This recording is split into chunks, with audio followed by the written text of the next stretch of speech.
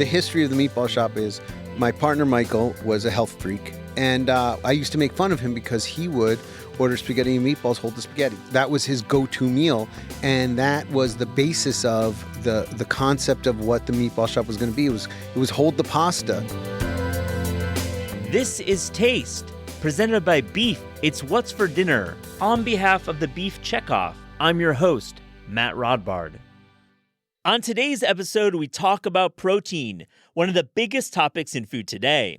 First up is a really fun conversation with my friend Daniel Holzman. Daniel is the chef and owner of Danny Boy's Famous Original in Los Angeles and the co-founder of the Meatball Shop. This is a guy who knows how to cook with beef while balancing his diet for optimal fitness. We talk about the pizza game and the creative ways he cooks to maximize his daily protein intake. Also on the show, we have a fascinating talk with sports dietitian Christina Chu. Christina works with professional athletes and actors in building programs to balance their diets and compete at the highest level. We talk about Christina's favorite sources for protein, beef included, and how she likes to think visually about the plate, balancing carbs, vegetables, and protein. I hope you enjoy this episode.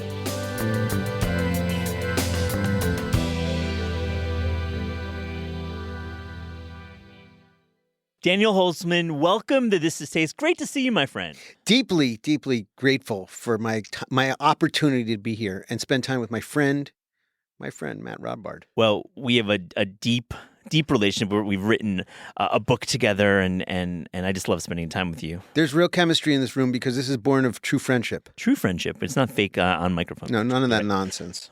Before we get into this beefy conversation, I want to hear about New York. You were born and raised here, though you've lived in LA for several years. Daniel, when you come back to New York, where do you like to go out?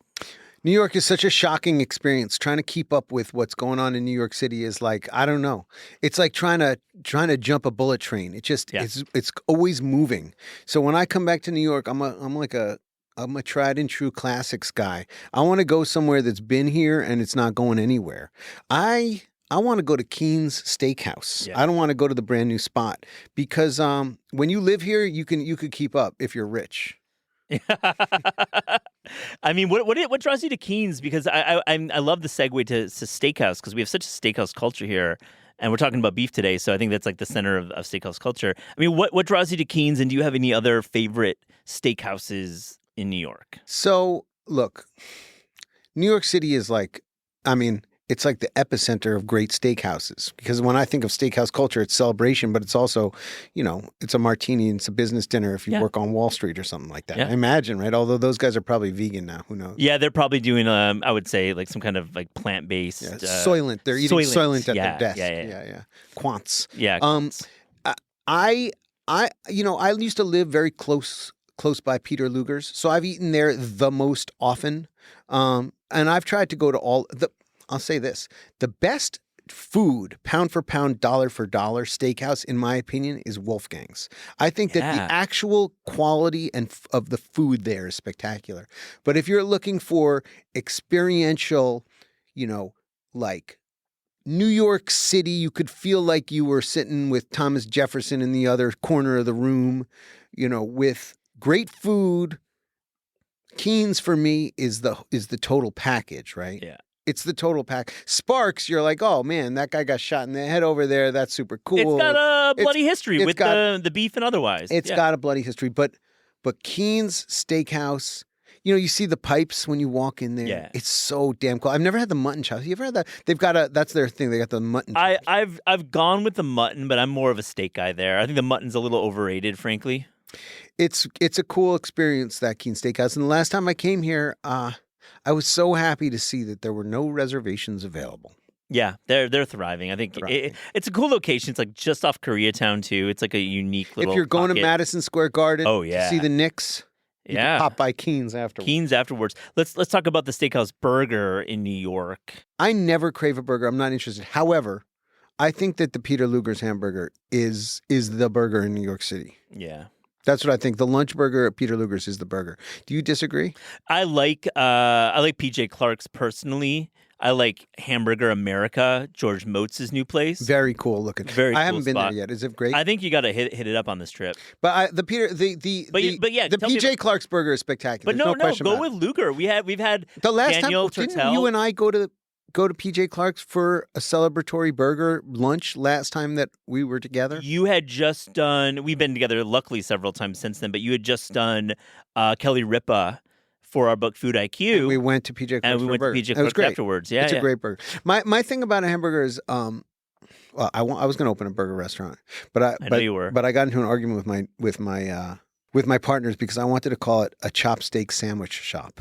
Oh, he wasn't feeling that. And he didn't feel that. But I think you got to elevate a burger to be the chopsteak. It's either a hamburger or it's a chopsteak sandwich. Back to Luger's. I love this call. What is the burger? Do you like? What's your memory of that burger? So my memory of that burger is I love a rare burger.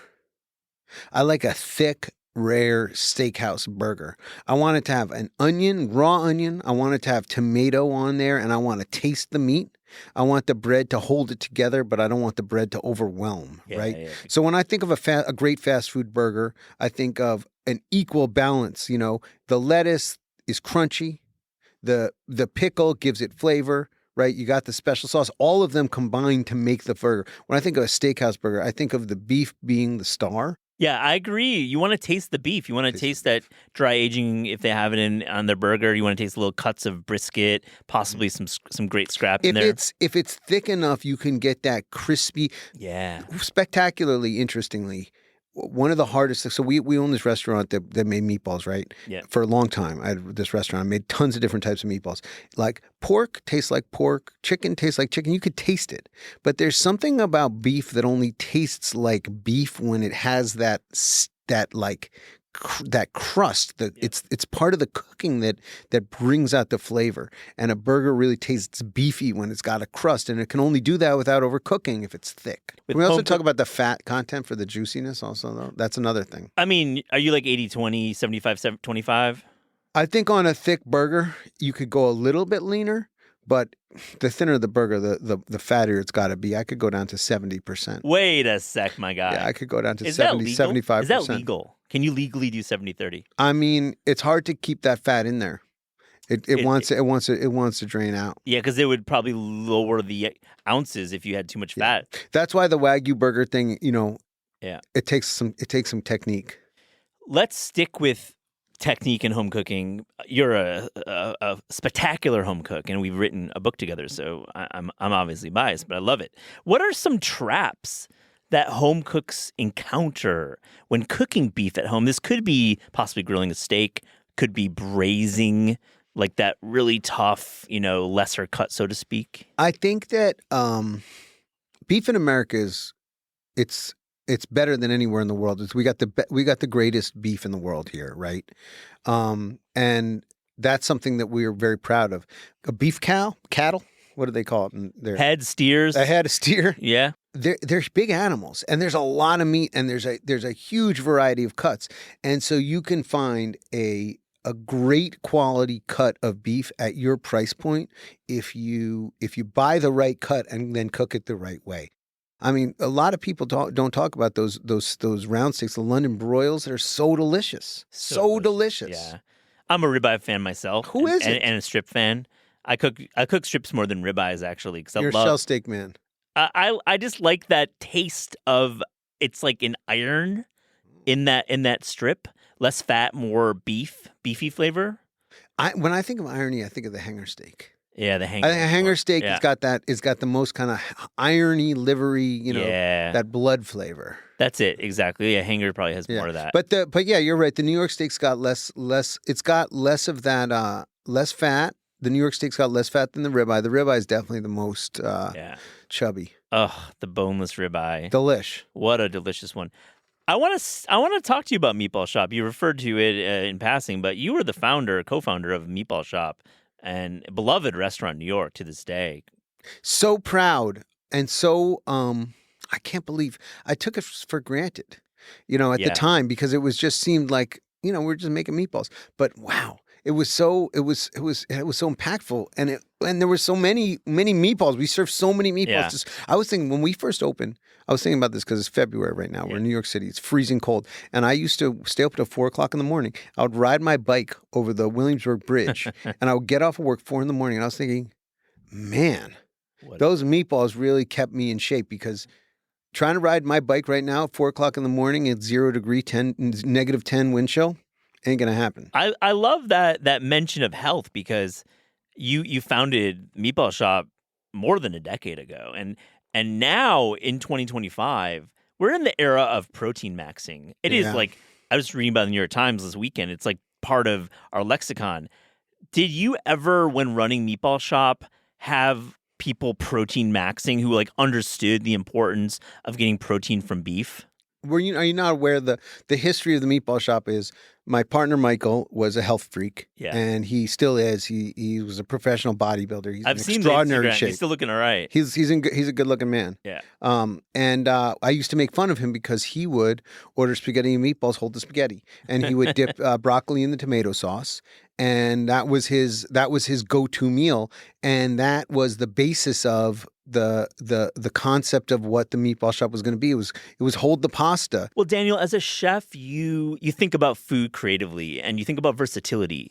And I just want to get your thoughts on how beef as an ingredient can kind of expand your horizons in the kitchen. I think the beauty of beef is that it is so damn versatile. It's a huge animal with cuts of meat that are tender and great for quick cooking. There are cuts of meat that take hours to braise, right? Flavorful cuts, tough cuts, tender cuts. And so there's nothing more inspiring. And no matter what, think about the great iconic American dishes. And we think about barbecue from Austin, Texas, like long smoked beef that just blows your mind, right? Obviously, every state in America has a burger that they can represent as their own, unique, even though it's the same sandwich. It's spectacular. And you think about Los Angeles where you live and you're down in the South Bay and you're having tacos. And oh my gosh, the beef tacos, birria or Wow, just unbelievably carne asada. delicious. We can all say what we like, but at the end of the day, carne asada outsells every other taco 3-1 for a reason. It's the most delicious. Yeah, no doubt. I mean, when you're thinking about an LA street taco and beef being at the center of it, what's your like ideal taco? Man, I love a Mexico City style carne asada taco with onions and cilantro. Basta, that's Italian for nothing else. Stop. That's what I love. You know what? Let me say this. The thing that's special about beef is that you can cut it thin, you could cook it long, and it stays moist. It's so true. It stays moist. There's something about it that just, unlike other proteins that dry out. Yeah, beef definitely holds its character for a Yeah. long time, and that's a great call. Let's travel around the country a little more. I like this little trip we're doing. We went to LA, we went to Texas. Where else do you feel beef in America is so versatile? Is there a dish that comes to mind? I mean, obviously in the Midwest, it's steak country. Yeah. So it's pretty straightforward. But, as we get to the coast, like there in New York City, think about all the beef noodle soup in Chinatown. Yeah. That's just spectacular. Shabu shabu, all of that, where, other cultures that have celebrated beef as well as America as, the celebratory food. So no matter where you travel, any country or any culture, as it's infiltrated America, it's brought with it their favorite dishes. It's so great. I mean, I have to say, have you ever had like a prime rib roast from the Midwest or in that style? Pink at the center, horseradish on the side, jus. Have you for been to days. the Hopper in San Francisco? One of my favorite restaurants of all time. I call it the Hopper. It's the House of Prime Rib. All you can eat cuts, right? I've had it. I've been there. Oh, it's a spectacular restaurant. They bring around the cart. My favorite part is that it's all you can eat, but they still have two different prices. So you can get the small one or you can get the large one. All you can eat. I'm a big man, so I want the big one. All you can eat. I'm like, how about pay for the small one and just get two It's or such three? such a special place. I love the carts and the way they carve it Love at that the table. place. Yeah, it's like, beef has got such a resonance in America. I mean, you go to Pacific Northwest and you're having, Japanese style beef. You're having incredible, teriyaki. I just went to there's a secret restaurant in LA. Ooh, tell me. That I don't even remember how to pronounce it, and it's like 17 courses of Teppan style beef. No way. It's pretty spectacular, and he's got cuts like, he's like, this is the narrow neck is the translation from Japanese, where it's like, the inside of the neck muscle or something like that. There's like one cut that makes a tender steak and grilled a specific way. Oh. It's just spectacular. I mean, we have to close and talk about the restaurant I think we talk about the most, which is Echtabari in northern Spain. Echtabari, that steak is like, it's a mind-blowing steak. It's an older cow, and it's so good. It's got yellow fat. Yeah. Oh my God, that was delicious. What a great grilled steak. All right, let's talk about your own personal fitness, because you're a fit guy, huge jiu-jitsu fan and competitor. How do you like to eat before a big workout? I can't eat for 3 hours before workout. Yeah. If I'm being honest, if I eat for 3 hours before a real workout, then I have it's bad news. I get real bad heartburn. I eat after a workout. Yeah. Okay. I can eat some very like mild starches before a workout, but after that it's So post-workout though, I would imagine that protein is important, and talk about the way, like, to balance your diet. If you're eating minimally before a workout, at the end you want to like kind of ease into this balance, and I'm sure protein is a big part of it. I mean, the beauty of a workout is you can kind of eat if you're not trying. Yeah. I'm a naturally large man. You're a middle-sized man. Not naturally. Naturally, I'm a large man. I have to fight. I have to fight to keep where I'm at. Yeah. I'll eat a steak after a workout. Yeah. All day long. Yeah. What do they say about protein builds muscle and muscle burns fat? Yeah. So if you want to be skinny, you got to eat more protein. I think that's like part of our modern diet these days, be it with beef or otherwise. We lentils understand. Yeah, there's like we would never like hide from plant-based proteins. They're beautiful things, but they're hard to get. If we're looking at macros, and we are a lot these days. I mean, the books we publish here, we're publishing several high-protein diet books, particularly with the GLP-1s. I mean, we're publishing all these books, and it's important to get your macros, to get your protein, and beef is a great source. I know it's the most delicious source. Yeah, true. I know it's the most delicious source. Like we talked about steakhouse earlier, but like you go to a steakhouse celebration because it's the most delicious form of protein. A steak is just delicious. Yeah.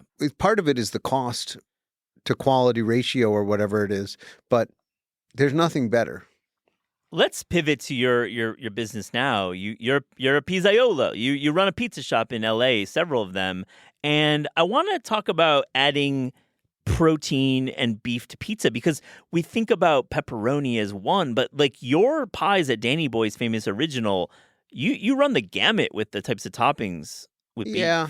We make our own sausage, and we have pepperoni, but there's something about a cheeseburger pie that's very delicious. I love that. I like a cheeseburger pie. We also have a Philly cheesesteak pie that for me is the most popular pie we make. Wait a sec. Yeah, a Philly cheesesteak pie is spectacular. Those are popping in LA? That's our number one pie. It's just for me, it's a loss leader. It's too expensive to run it, and and I don't want to charge $8 a slice because I just am not that guy. Nah. But a thinly sliced ribeye that's been cooked with American cheese, peppers, onions.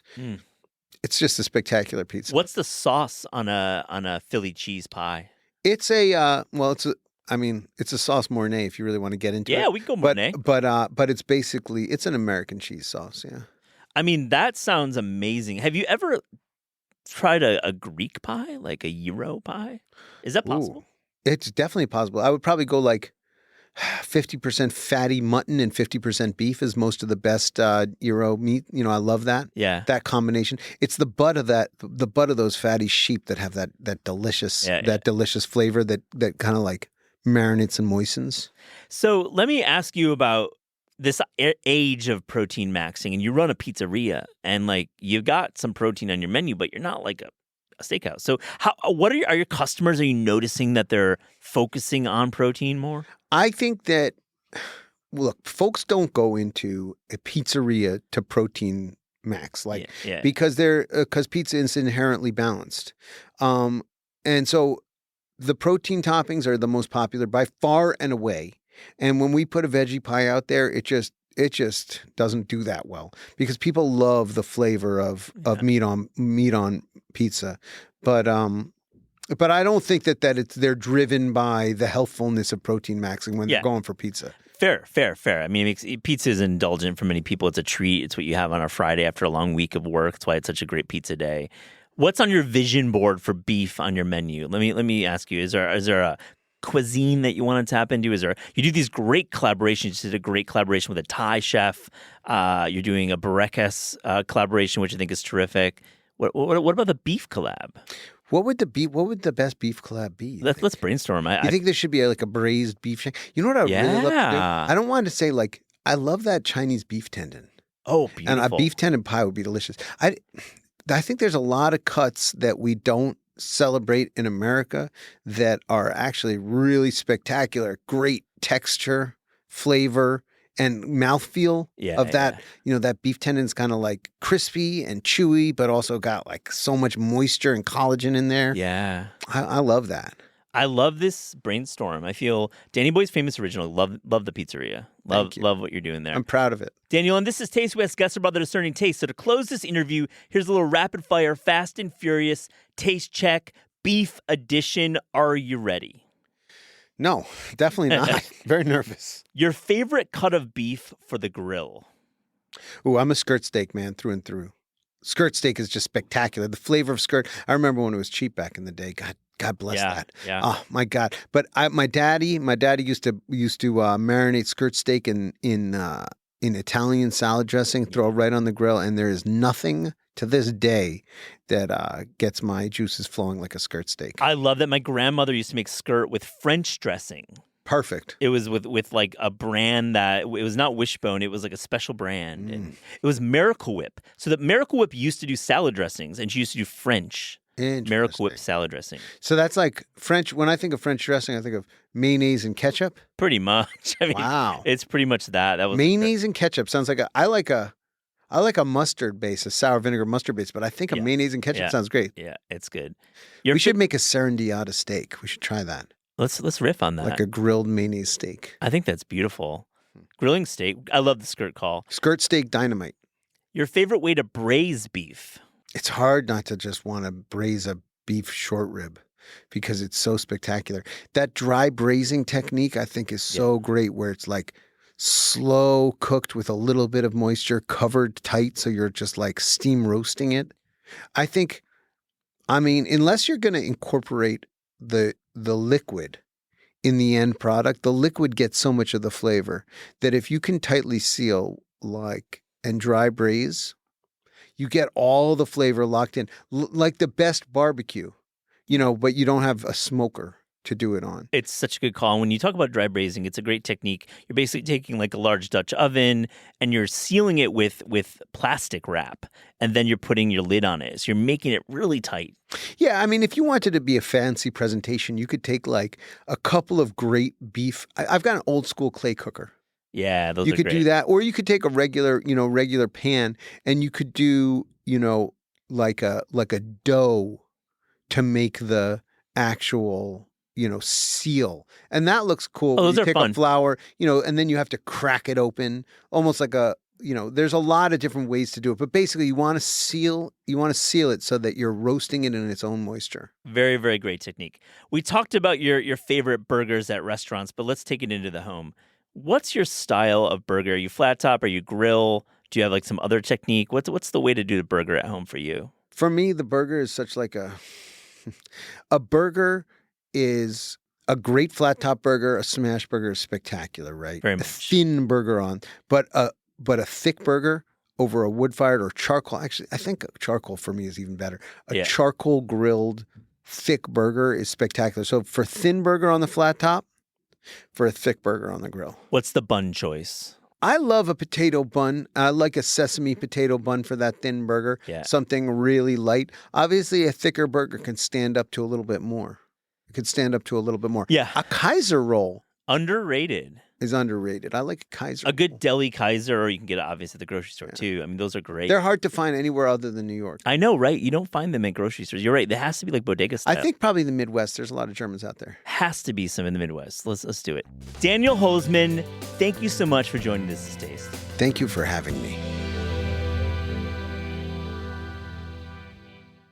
Christina Chu, welcome to This Is Taste. It's great to meet you. Thank you. I'm so excited to be here. I love speaking with a clinical nutritionist about all these things that are floating around, all these ideas.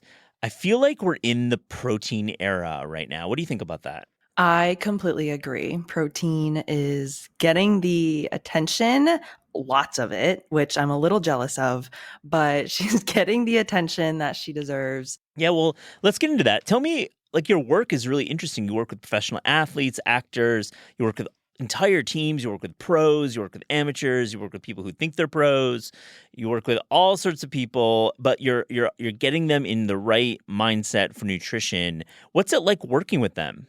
Honestly, it's such a blessing. It is so great to work with athletes of all different levels. Really what I guess the day in the life or day to day of being a sports dietitian is really doing one-on-one sessions. So sitting down with Joe Smith, ex-athlete, whatever it may be, and working on their nutrition, helping them problem solve, whether that be strategizing their meals, their snacks, their travel fueling, micronutrients, vitamins and minerals. Nutrient timing is a huge one, hydration, supplements. I mean, the list goes on. And then just more realistically, right, that's all the glitz and the glam, but the reality of nutrition, from grocery shopping to cooking hacks and saving time and saving money around nutrition. So it kind of is a conglomerate of that. And then the team talks and the group setting as well. Oh, great. So you'll sit down a team and you'll tell them, these are the things that you need to think about for being an optimal athlete. I guess in the first 5 minutes, what are you saying in that talk? Not to give us the whole talk, but what are some key points you're hitting? Yeah, sit on down. So my elevator pitch in athletics for nutrition is really to nail a concept called the performance plate. The performance plate is a visual model, but let's just all close our eyes and pretend to see the performance plate. So think about the performance plate as a third carb, a third protein, and a third color, which is a fruit or vegetable. And this would make up the majority of your meals. Really emphasis on majority, just because 100% is not realistic. And each one of these sections on the plate has a function. Your carbs are your body and your brain's main source of energy. Your brain actually only really uses carbs as glucose as its energy source. The rest of your body can turn other forms of food into energy, but brain only accepts carbohydrates.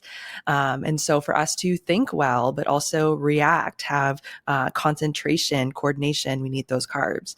Protein helps our body build muscle and really important for recovery. And then your color, which is your fruits and vegetables, helps also with recovery, but it provides your body with vitamins and minerals that I say act as little health elves. They clean things up. They support the immune system. They support wound healing, or they support eyesight, but it doesn't necessarily give you a ton of energy, but more so cleans things up a little bit and protects your body from damage. And so we need all three of these components. That's the first 5 minutes, is maybe 10, is how do we build these meals out consistently, and what are some realistic strategies? Very, very cool. And we'll talk about how you do it deliciously too, because I know you're a home cook and you've got some skills in the kitchen. I'm thinking LeBron James diet. You read about this incredible athlete. He's probably 100% doing the correct plate proportions, wouldn't you say? Yeah, I mean, I don't know directly, but I would bet so. Yeah. He is quite the diet, and I think he knows how to balance it. I'm not trying to stand for LeBron James here. I'm just saying it's really cool to have a visual trick when thinking about balancing diet. And of course, you don't have to be an athlete to do this. It's just good nutrition in general. Let's talk about protein. I'd love to get a sense of some great sources of protein. Yeah. So protein, like you said, is all the hot commodity these days. But thinking about sources of protein, you can think about things like your beef, chicken, turkey, venison, pork, fish, dairy, Greek yogurt being one of my favorites, egg, and then our plant-based protein too, such as soy and tofu. Oh yeah. I mean, I think you can think about all sorts of ideas with all these sources of protein. Do you think about macros like a target per weight, per your weight for proteins for a day for an athlete? Yeah, usually there's a goal that I'll try and have them hit, but the macronutrient calculation is multifactorial depending on their calories, depending on their sport, their training load, whether or not they're injured. So it's not like everyone needs 36 grams of protein per meal. Like it's not as I wish it could be as simple as that, but it's not. Really, the goal that I would tell generally is aiming anywhere from 20 to 40 grams of protein per meal is a good place to start for most people. Of course, if you're a linebacker and you're a large human, that might need to be a little bit higher and vice versa. But usually for the average walking layman, about 20 to 40 grams per meal is a great place to start, which is about 4 to 6 ounces per meat. So think like about a quarter pound. So we think about beef as, the perfect way for athletes to get this protein level, and we're always thinking about getting the optimal grams per meal, and you laid it out nicely.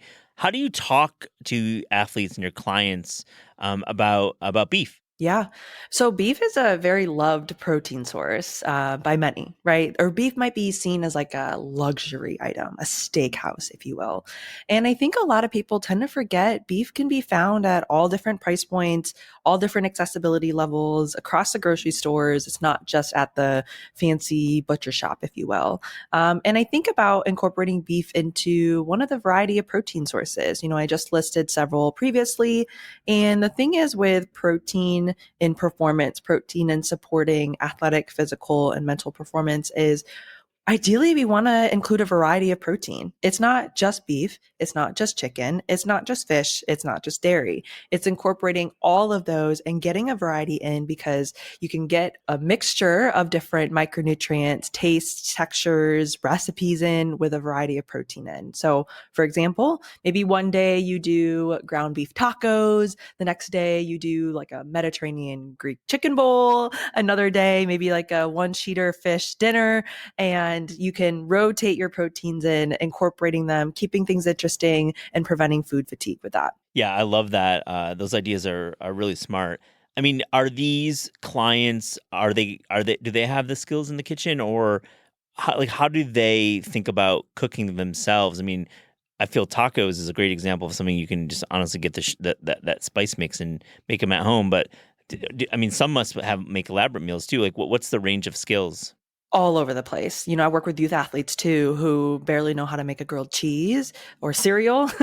And then athletes who love to cook and their love language is food, right? And for the taco example, I just want to disclose, I feel like tacos get a really bad rap. People say, oh, tacos are, oh my gosh, I'm so naughty. I'm eating tacos. But really, tacos are an amazing performance plate if you think about it. I naturally default to corn tortilla, but a Well tortilla. said. Good choice. Absolutely. A tortilla is your carb, the meat as your protein, onion and cilantro as your color. Like it really does fit it really well. But anyways, the cook talent can be all over the place, and as a dietitian, it's my job to be able to speak to all that. Right, for the high schoolers, I've done virtual cooking demos where we'll both pretty much set up our cameras in the kitchen and work through knife skills and how to boil a pot of pasta and how to season your food, how much, how do you eyeball it and taste your food, right? Little things like that. I work with my high schoolers just in general with that. And then it can range to the adult client who knows how to cook, and that's not really an issue for them. Maybe they're looking for more variety and flavors. So it can be all over the place, but I think cooking is such an important skill for all athletes, unless they have a private chef. But for most people, cooking is a crucial skill. I mean, those former NBA guys, they got to have a private chef. They made a little bit of money back in the Yeah. yeah. And then you can talk to you talk to private chefs sometimes? Yeah, absolutely. And we'll coordinate the nutrition for the meals. And then the private chef handles the culinary side, the flavors, and all of that, which is lovely to have that resource. And I learn so much from private chefs, and they're just all chefs really, and they're just so talented. Do sometimes the athletes like fight with the private chef who's trying to keep them on the nutrition plan, and like, they're like sneaking in things. I mean, that's like human nature, but some of these guys, they probably like to hit some fast food once in a while. Totally. And I wouldn't say necessarily fighting with the private chefs. I mean, I would love to pay to see that, but I think the chefs would win. But I think the beautiful thing about performance nutrition and really my philosophy is, the fast food, the dessert, or whatever you're thinking about for those indulgent meals, like those have a time and a place in your diet. I think we tend to think of a diet as all or nothing, or being extremely restrictive or cutting things out. And quite frankly, look at where that leads you. You always circle back, and there's tons of research showing that the crash dieting, if you will, whether intentional or unintentional, tends to lead towards you taking, one step forward, but then two steps back. So for me in my practice, I really try and incorporate the dessert or the snack or whatever their like vice maybe, if you will. I really lean into that and let the athlete choose whatever that may be. And I think that's important to acknowledge too, because oftentimes for a lot of athletes, their food is, well, a lot of people, their food is their culture, their food is their emotion. And to take that away, that's not my job. No, that's just not a fun life when you're restricting yourself all the time. You talk about protein being essential in recovery and repair. So you've got a client who's like an MMA, and he's like, or she's doing a crazy workout just because, those are the sickest athletes. They're amazing shape. How do you think about protein and maybe beef as like a post-workout meal? Love it. And they love it too, honestly. Beef has like such an amazing flavor in the protein itself that they absolutely love it. The tacos, I think, are a go-to option. But I think another really powerful thing about beef is a really great source of iron, vitamin B12, both of those, which basically help deliver oxygen to your muscle and brain. Oxygen helps your body work. If we remember, the mitochondria is the powerhouse of the cell. We can never forget that. Yep. And so oxygen helps your body work basically. So think of that mitochondria, and beef is a really great source of that. So incorporating that as one of your protein sources helps you make sure that we're meeting those nutrient needs. And then beef is a really great source of zinc as well, which helps support your immune system and wound healing. So especially for my fighters who tend to experience more cuts and such than other athletes, it's really important for them to make sure that they're healing properly. So incorporating beef is just natural, given their flavor preferences, but then also from a functional standpoint too. That's really, really smart. I have to close and ask you, what are your go-to beef recipes? Do you have your own style? I know I've checked out your Instagram, and you're hitting up the grocery store and doing a lot of cooking yourself. So what's your go-to? I would say I have three. So naturally, I have a hard time making a decision, but I have three. I'm a big ground beef girly, and it's one of my favorite cuts of beef. And so with ground beef, I love to make it in like a meat sauce. So over like a pasta served with a salad or broccoli.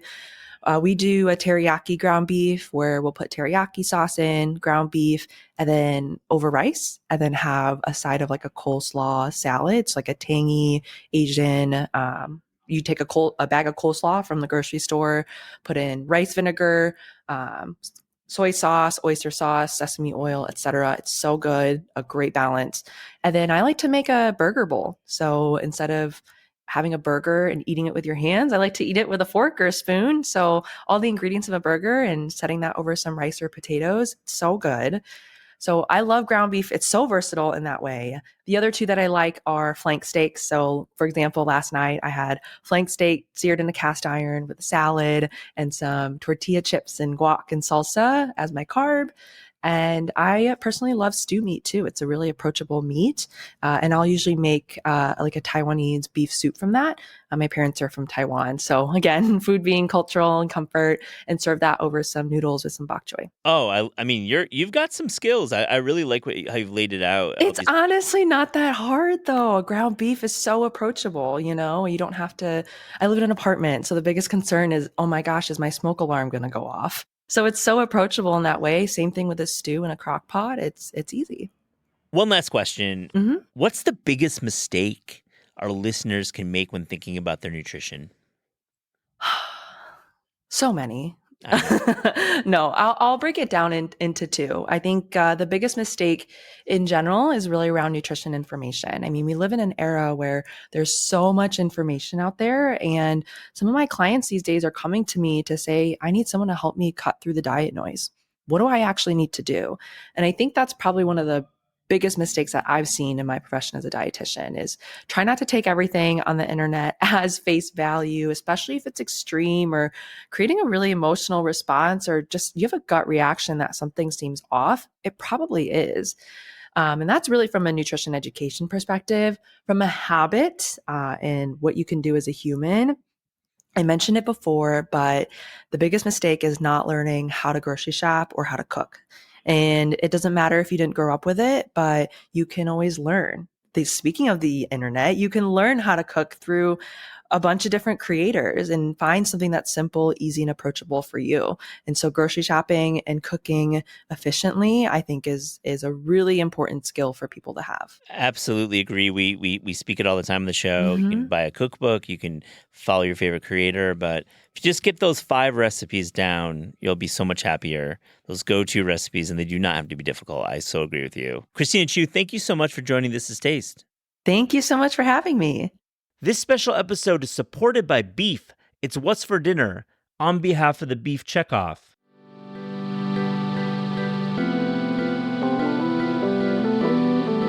This Is Taste is hosted and produced by Eliza Barbanel and me, Matt Rodbard. The show is edited by lead producer Clayton Gumbert and supervised by Pat Stango, Director of Media Production and Development at Penguin Random House. Thanks to Shalia Harris and the production team at Penguin Random House. Theme music by Steve Rydell. Logo and guest illustrations by Ellie Skurzat. Visit Taste online at tastecooking.com and make sure to subscribe to our newsletter to keep updated on all cool things in the world of taste.